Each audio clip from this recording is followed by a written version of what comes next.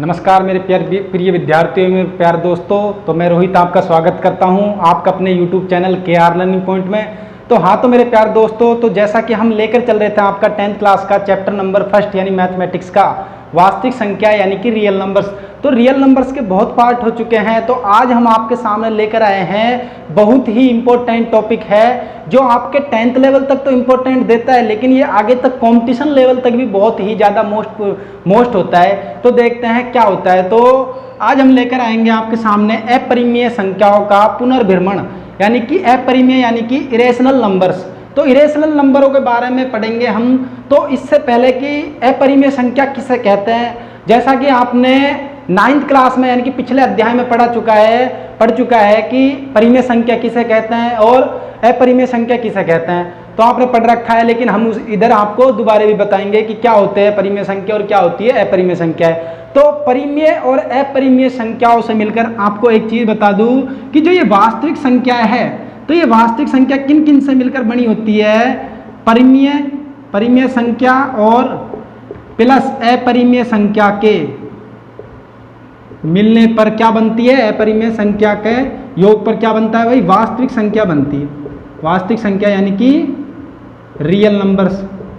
तो अपरिमेय यानी कि परिमेय और अपरिमेय संख्याओं का यदि हम मिला देते हैं यानी कि इनके मिलाप से ही क्या बनता है, वास्तविक संख्या बनती है यानी कि रियल नंबर्स। तो ये तो बात आपको बेसिकली ये तो चीज़ समझनी है। तो अब आते हैं हम परिमेय संख्या किसे कहते हैं और अपरिमेय संख्या किसे कहते हैं। तो इसके बारे में देखते हैं कि क्या होती है परिमेय संख्या है और क्या होती है अपरिमेय संख्या है। तो प्यारे दोस्तों, सारा ध्यान इधर होना चाहिए, बोर्ड पर फोकस। तो सबसे पहले हम देखते हैं परिमेय संख्या। परिमेय संख्या यानी कि क्या बोलते हैं इंग्लिश में, इसको बोलते हैं रैशनल नंबर।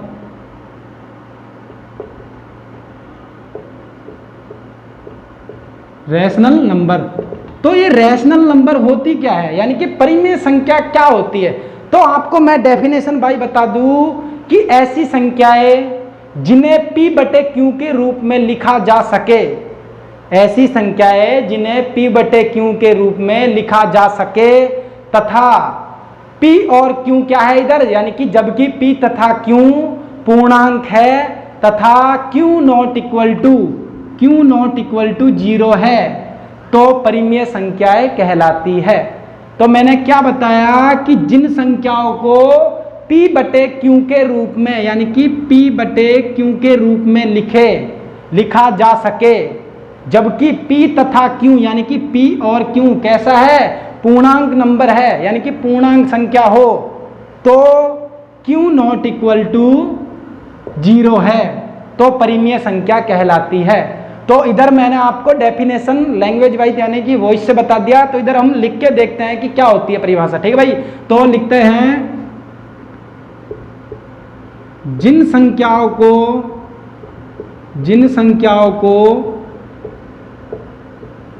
P/Q के रूप में लिखा जा सके, यानी कि जिन संख्याओं को P/Q के रूप में लिखा जा सके, जबकि P तथा Q क्या है भाई, पूर्णांक है। जबकि P तथा Q पूर्णांक तथा Q नॉट इक्वल टू 0 है,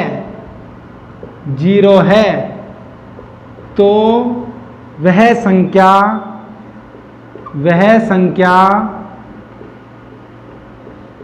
परिमेय संख्या कहलाती है। परिमेय संख्याएं कहलाती है। तो डेफिनेशन क्या हुआ, जिन संख्याओं को P/Q के रूप में लिखा जा सके, जबकि P तथा Q पूर्णांक तथा Q नॉट इक्वल टू 0 है, तो वह संख्या परिमेय संख्या कहलाती है। तो यहां तक क्लियर हुआ कि अब देखते हैं हम, जैसा कि इसके अकॉर्डिंग हम एग्जाम्पल देखते हैं। तो एग्जाम्पल में मैं आपको ये बता दूं कि P/Q, तो P क्या होता है, इधर होता है P होता है अपना अंश और Q होता है इधर हर, और अर्थात ये दोनों का यानी कि क्या क्या वो दे रखी है शर्त, जब Q नॉट इक्वल टू क्या हो भाई, शून्य का है हो। तो Q नॉट इक्वल टू शून्य का मतलब क्या है कि Q का मान शून्य नहीं होगा, शून्य के अलावा कुछ भी हो सकता है, ठीक है भाई, शून्य से बड़ा होगा, ठीक है भाई, यहाँ तक क्लियर हुआ। तो ये तो हो गया P बटे Q, यानी कि P क्या है, अंश है, और Q क्या है, हर है। तो एग्जाम्पल में हम ऐसे लिख सकते हैं कि कोई संख्या परिमेय संख्या कहलाती है जिसे P बटे Q के रूप में लिखा जा सकता है, जहां P क्या है, अंश है, Q क्या है, हर है, अर्थात Q नॉट इक्वल टू 0। तो अब बात आती है उदाहरणों की। तो उदाहरण देखते हैं हम, जैसा कि परिमेय संख्या क्या क्या होती है। तो परिमेय संख्या हमारी हो सकती है 2/3। 2/3 कैसा है भाई, P बटे Q, 2 क्या है, P है, और 3 क्या है, Q हो गया, अंश तथा हर है। 2/3 लिख सकते हैं, 4/5 लिख सकते हैं, -2/5 भी लिख सकते हैं, डॉट डॉट डॉट जो भी है, ठीक है भाई। तो ऐसी संख्या है जिन्हें P बटे Q के रूप में लिखा जा सकता है, परिमेय संख्या कहलाती है। अब ये तो बात होती है, ये तो सिंपल परिमेय संख्या है। अब बात आती है कि यदि आपको 2/0 मिल जाए, यदि आपको 2/0 मिल जाए, तो आप ये कह सकते हो कि ये परिमेय संख्या है या नहीं है। तो ये परिमेय संख्या नहीं है। क्यों नहीं है, क्योंकि इसमें Q का मान क्या है भाई, 0 है। लेकिन पहले ही संकेत यानी कि शर्त मिली पड़ी है कि Q नॉट इक्वल टू क्या होना चाहिए, 0 होना चाहिए, जब तक कि वो परिभाषा डेफिनेस यानी कि सेटिस्फाई नहीं होगा, जब तक Q नॉट इक्वल टू 0 नहीं होगा। तो ये बात होती है कि 2/0, 0 यानी कि एक क्या है, 2/0 होगा, तो ये परिमेय संख्या नहीं है। अब आप कह सकते हो कि सर 0 क्या है, तो 0 की बात ऐसी है, जो 0 संख्या होती है यह एक परिमेय संख्या होती है, यह परिमेय संख्या है, यह परिमेय संख्या है। अब बात आती है क्यों है ये परिमेय संख्या। तो 0 के नीचे यदि कुछ भी नहीं है, तो 0 के नीचे हम 1 मान सकते हैं, तो Q का मान 1 ही तो है, तो नॉट इक्वल टू 0 तो नहीं है, तो इसलिए 0 यह एक क्या है, परिमेय संख्या है। तो बात आती है 1 2 3 4 5 जितनी भी संख्या है क्या कहलाती है, परिमेय संख्या कहलाती है। क्यों, क्योंकि इनके बटे में 1 हम अपनी तरफ से मान सकते हैं, तो ये परिमेय संख्या ही है। तो इनको क्या बोलते हैं, परिमेय संख्या, यानी कि रैशनल नंबर। तो रैशनल नंबर आप तक का क्लियर हुआ। तो अब बात आती है हमारी इरेशनल नंबर की। तो इरेशनल नंबर क्या होता है, तो ये आपको प्यारे दोस्तों ये अच्छे से समझ आया होगा कि जिन संख्याओं को P बटे Q के रूप में लिखा जा सके, जबकि P तथा Q पूर्णांक तथा Q नॉट इक्वल टू 0, तो वह संख्या परिमेय संख्या कहलाती है। यहाँ तक क्लियर हुआ। अब बात आती है हमारे इरेशनल नंबर की। तो इरेशनल नंबर क्या होता है, तो इसको भी हम देखते हैं कि इरेशनल नंबर हमारा क्या होता है। तो इरेशनल नंबर में जैसा कि वो P बटे Q के रूप में लिख रहा था, उसमें P बटे Q के रूप में नहीं लिखा जा सके, तो उसे इरेशनल नंबर कहा जाता है। तो इधर मैं अपरिमेय लिख दूं बस, सोल्व, ठीक है भाई। तो इधर लिख दिया मैंने अपरिमेय, अपरिमेय, इधर लिख दिया रैशनल नंबर, यानी कि RR, इरेशनल नंबर, सॉरी,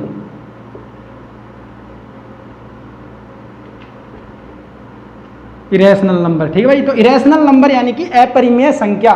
तो अपरिमेय संख्या क्या होती है, तो ये अपरिमेय संख्या के बारे में देखना है कि हमें अपरिमेय संख्या क्या होती है। तो ऐसी संख्याएं जिन्हें P बटे Q के रूप में नहीं लिखा जा सके क्या कहलाती है, अपरिमेय संख्या कहलाती है। अर्थात जहां P तथा Q क्या है भाई, पूर्णांक है, P तथा Q क्या है, पूर्णांक है, और Q नॉट इक्वल टू 0 है। तो इधर परिभाषा लिख दो कि ऐसी संख्याएं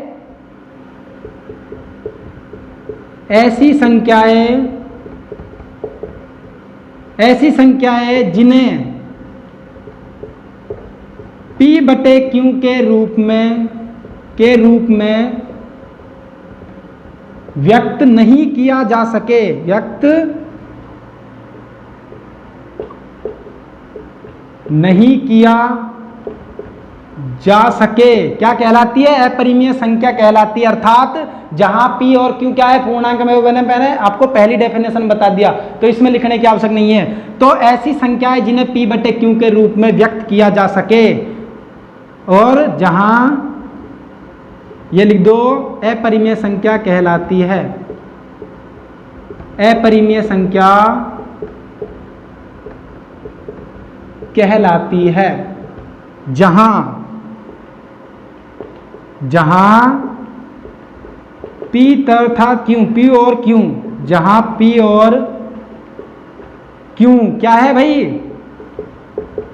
पूर्णांक है, तथा Q नॉट इक्वल टू शून्य है, Q नॉट इक्वल टू क्या है भाई, शून्य है। तो परिभाषा वही हुई, बस इसमें किसका अंतर है, नहीं है। तो परिभाषा वही है कि ऐसी संख्या जिन्हें P बटे Q के रूप में व्यक्त किया जा सके वो तो कहलाती है रैशनल नंबर यानी कि परिमेय संख्या है, और ऐसी संख्याएं जिन्हें P बटे Q के रूप में व्यक्त नहीं किया जा सके वो होती है अपरिमेय संख्या यानी कि इरेशनल नंबर। तो जहां P और Q क्या है, पूर्णांक है, तथा Q नॉट इक्वल टू शून्य है। तो इसकी बात ये क्लियर हुई, डेफिनेशन। इसी प्रकार हम इसके एग्जाम्पल देखें तो एग्जाम्पल क्या होगा, तो अपरिमेय संख्या है तो जिसमें P बटे Q के रूप में नहीं है, तो P बटे Q के रूप में नहीं है तो जितनी भी अंडर रूट में संख्या होती है वो क्या होती है, अपरिमेय संख्या होती है। जैसे कि under root 2, under root 3, under root 5, under root 8 या अंडर रूट 15 कुछ भी लिख सकते हो, ठीक है भाई। तो डॉट डॉट डॉट इसमें आप ऐसे लिख सकते हो, अंडर रूट 2 बटे अंडर रूट 3 डॉट, इसमें दशमलव भी आता है, दशमलव प्रसार वाला भी आता है, ठीक है भाई, दशमलव वाला भी आता है, तो इसमें आप और भी लिख सकते हो। ये यहाँ तक क्लियर हुई। तो ये होता है इनके एग्जाम्पल है परिमेय संख्याएं जिन्हें P बटे Q के रूप में नहीं लिखा जा सकते। अब बात आती है कि पाई। पाई एक ऐसा शब्द है जो वैसे तो पाई क्या होता है भाई, अपरिमेय संख्या होता है। यह वैसे तो क्या होता है, अपरिमेय संख्या होती है, अपरिमेय संख्या है, पाई अपरिमेय संख्या है। लेकिन इसका जब हम मान निकालते हैं तो यह होता है 22/7। तो 22/7 P बटे Q के रूप में, तो यह क्या है, तो यह परिमेय संख्या है, परिमेय संख्या है। अब इसमें दोनों में अंतर कैसा है कि ये तो पाई सिंपल है तो इसको तो कहेंगे अपरिमेय संख्या, और इसका यदि मान निकालते हैं 22/7 तो यह परिमेय संख्या है। क्यों है भाई, क्योंकि यह P बटे Q के रूप में है। तो पाई क्या होता है, पाई होता है वृत्त का व्यास एवं वृत्त की परिधि का अनुपात। तो इधर आप लिख सकते हो पाई क्या होता है, पाई होता है वृत्त का व्यास, वृत्त का व्यास तथा वृत्त का व्यास तथा वृत्त की परिधि का अनुपात होता है। वृत्त की परिधि का क्या है भाई, अनुपात है। तो नोट करके लिख सकते हो आप, पाई वृत्त का व्यास तथा वृत्त की परिधि का क्या होता है, अनुपात होता है, इसलिए ये अपरिमेय संख्या है। तो पाई सिंपल है, परिमेय संख्या है। पाई का यदि मान आ जाए 22/7 तो वह एक क्या है, परिमेय संख्या है। तो आपको इरेशनल नंबर और रेशनल नंबर का आपको सिस्टम पता लग गया, और यही हमारा टॉपिक है कि अपरिमेय संख्याओं का पुनर्भ्रमण। पुनर्भ्रमण का मतलब है कि अपरिमेय संख्या तो है लेकिन उससे हम कुछ प्रक्रिया करते हैं और वापस अपरिमेय संख्याओं में ला देते हैं, तो वो कहलाता है अपरिमेय संख्याओं का पुनर्भ्रमण। तो बात आती है अपरिमेय संख्या यानी कि रैशनल नंबर। तो रैशनल नंबर का आपको ऐसी संख्या है जिन्हें P बटे Q के रूप में नहीं लिखा जा सके, अपरिमेय संख्या कहलाती है, जहां P और Q क्या है, पूर्णांक है तथा Q नॉट इक्वल टू 0 है। तो ये यहां तक समझ आ गया। अब बात आती है कि इनका अकॉर्डिंग हम एग्जाम्पल और कुछ परिमेय है तो उनके बारे में देखते हैं। तो ये टॉपिक हमारा खत्म, ठीक है भाई। तो अब देखते हैं कि अपरिमेय संख्याओं को हम पुनर्भ्रमण कैसे करते हैं। तो ये देखते हैं, हम एक परिमेय लेंगे आपकी जो बहुत ही इंपॉर्टेंट परिमेय कहलाती है। तो परिमेय को देखेंगे हम सबसे पहले, तो परिमेय लेंगे हम। तो देखते हैं प्यारे बच्चों कि परिमेय देखते हैं। तो सबसे पहले आपकी बुक में इस परिमेय को नाम दे रखा है परिमेय नंबर 1.4 यानी कि थ्योरम फर्स्ट 1.4। तो 1.3 थ्योरम बहुत ही सरल है, वो आप अपने से भी कर सकते हैं, लेकिन ये करा देता हूं, ठीक है भाई। तो 1.4 परिमेय है। तो ये क्या कहती है कि ये कहती है कि अंडर रूट 2 एक यानी कि सिद्ध कीजिए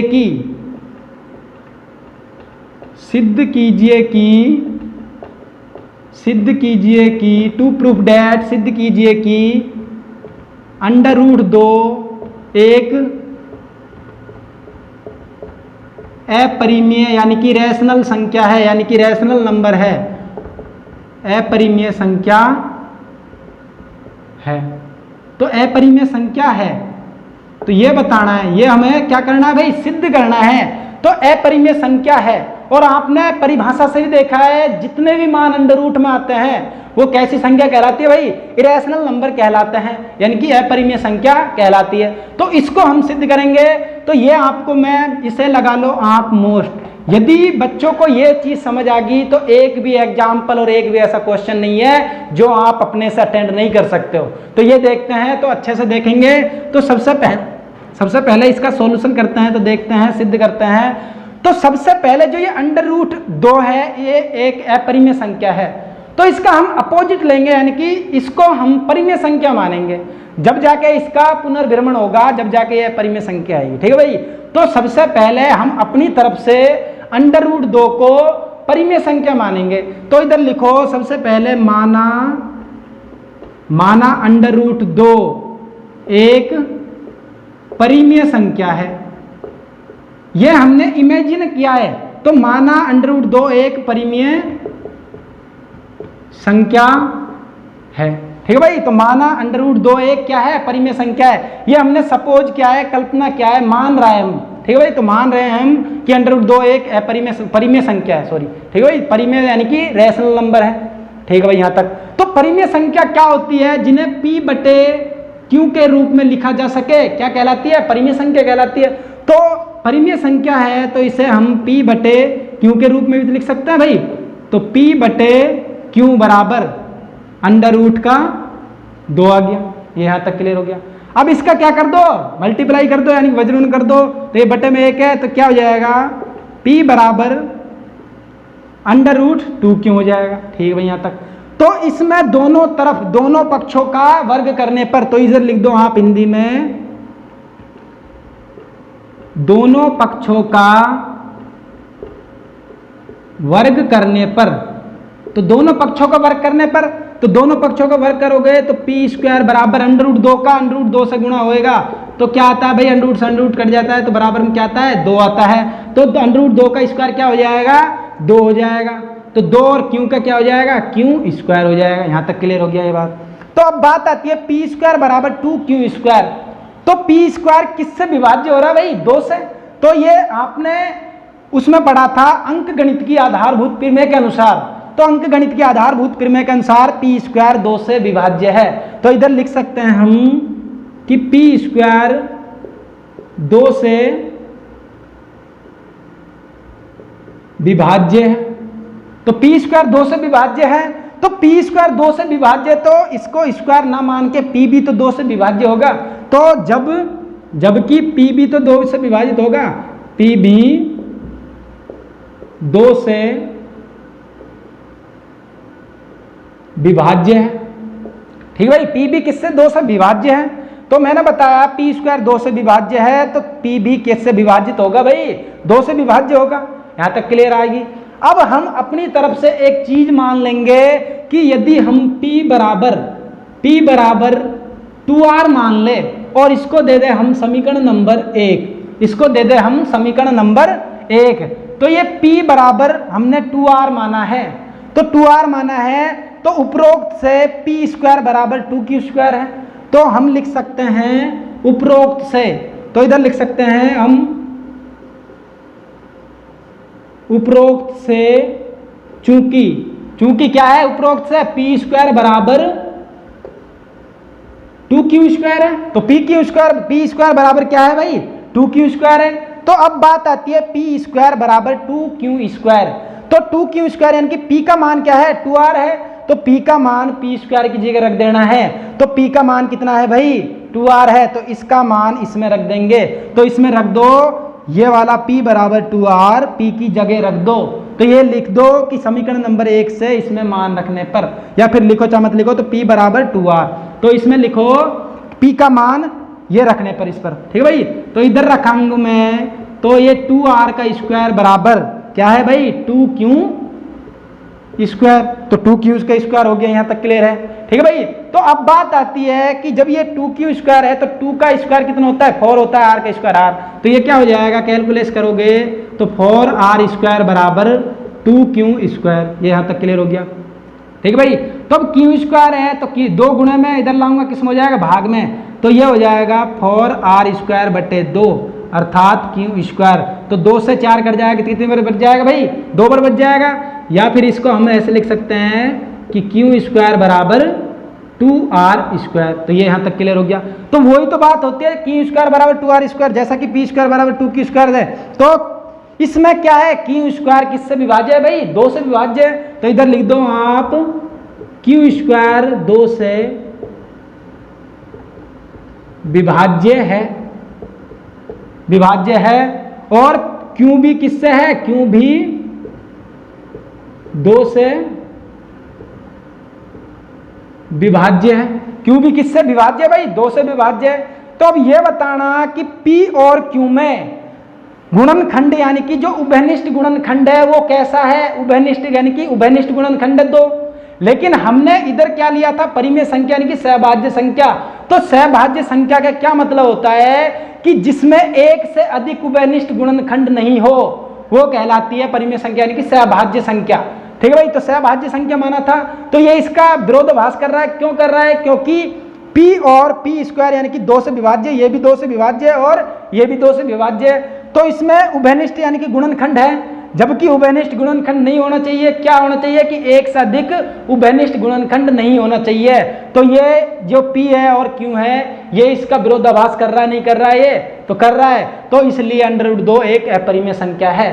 तो ये आपको मैं वो इसमें बता रहा हूं कि P और Q का उभयनिष्ठ गुणनखंड है, इसलिए हमने लिया था सहभाज्य संख्या। तो सहभाज्य संख्या में एक या एक से अधिक उभयनिष्ठ गुणनखंड नहीं होता है।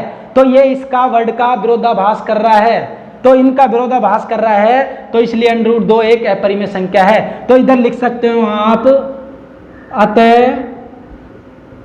यह एक विरोधाभास है, यह एक क्या है भाई, विरोधाभास है। इसलिए √2 एक अपरिमेय संख्या है। इसलिए √2 एक अपरिमेय संख्या है।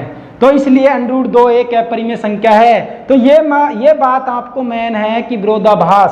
तो विरोधाभास कैसे कर रहा है कि ये भी 2 से विभाज्य है और ये भी 2 से विभाज्य है। तो जैसा कि सहभाज्य संख्या में उभयनिष्ठ गुणनखंड एक से अधिक नहीं आ सकता है, तो एक ही उभयनिष्ठ होता है, तो उभयनिष्ठ गुणनखंड नहीं होता है। तो ये एक विरोधाभास है, इसलिए √2 एक अपरिमेय संख्या है।